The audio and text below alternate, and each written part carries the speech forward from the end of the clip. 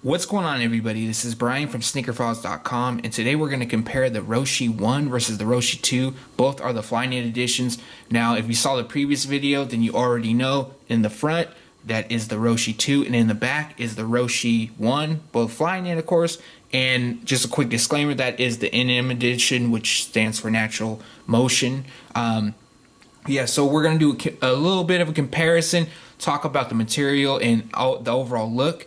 And if you're interested in either of the pairs, they are available at our friends over at Phenom Global. There'll be a link in the description below. So first up, I want to start by saying the Roshe 2 right here is retailing for $130, where the Roshe 1 is at $120. This is the Natural Motion, like stated, so it might vary if it's just the basic midsole. I'm not even sure if they're doing that anymore. It's been so long.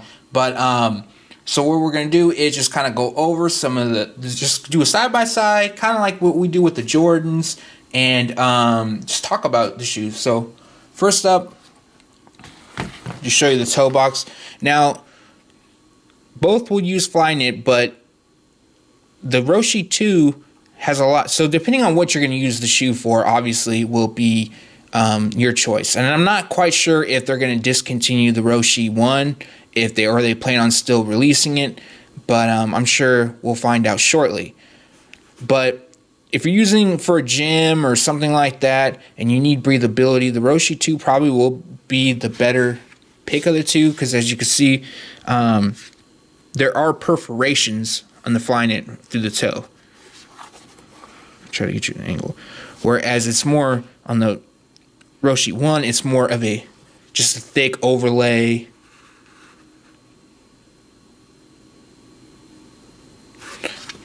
As far as weight goes, the Roshe 1 is a bit heavier, not by any substantial amount or anything like that. You can also see the tongue sits up higher on the Roshe 1 versus the 2. Not sure if that makes any difference to you guys. The paneling, as far as where the eye stays are, is thicker on the Roshe 1. Yeah, definitely. And one thing was kind of a knock for me is the collar, around the collar. Definitely thicker, more padding for the Roshe 1 compared to the 2.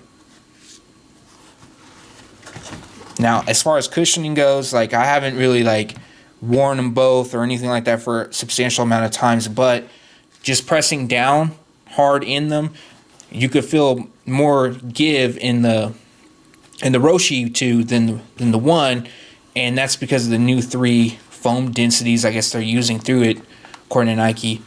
But you can see right in the heel area, it sits about the same, maybe slightly higher. That's really no difference as far as, performance, or I can't even call it performance, because to me, these shoes are made for casual. I know a lot of you guys use them to hit the gym and stuff like that, and that's cool. I don't, because it's just flimsy. I like basketball shoes to work out in, but definitely the Flyknit construction is thicker on the Roshe 1 versus 2. Overall lighter shoe we got going on here. Bring you to the sole. Different traction setup.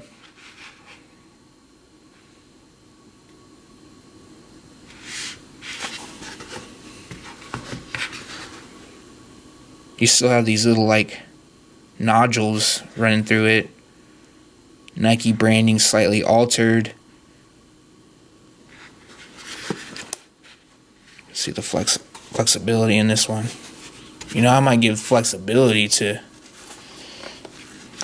the 1 probably is a bit better in flexibility to the sole.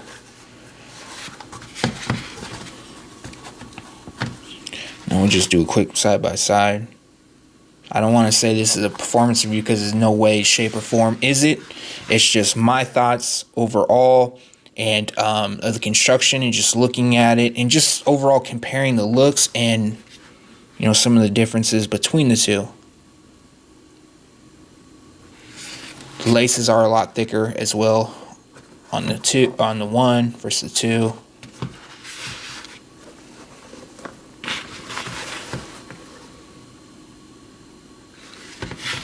At first, I was a little bit like, I don't know if I like the Roshe 2.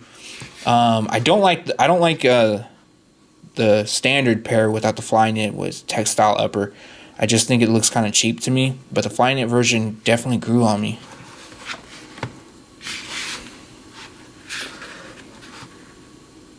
There will be a lot more colorways releasing for men and women of the Roshe 2 than the one shown.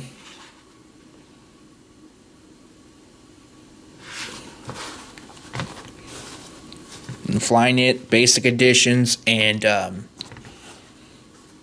men and women exclusives. Really quick, I'm going to show you guys the insoles of the two. First up is the Roshe 2. Definitely a thicker insole and a lot softer. You could check that out. Then the Roshe 1 doesn't do that at all. Thicker as well. The only thing the Roshe 1 has is like this drop-in little area for your heel. Kind of sits in a little better. But check this out. You kind of see right here. You can see the differences in density. So they definitely used a better insole on the Roshe 2. Alright everybody, so that was your comparison of the Roshe 1 versus Roshe 2. Now the Roshe 2 drops on September 1st, 2016. Retail price will be $130, and you can get these at our friends over at Phenom Global. There'll be a link in the description below. Overall, if I had to pick between one or the other, I definitely would pick the Roshe 2 just because it's a new model, something new and fresh. As far as that, I like the breathability, even though we're going into fall and winter. If you're going to the gym and working out, I don't really use the Roshe. I did use the Roshe in the free runs for the gym, but I do like looks like it adds breathability. So I picked those up, and it's only $10 more.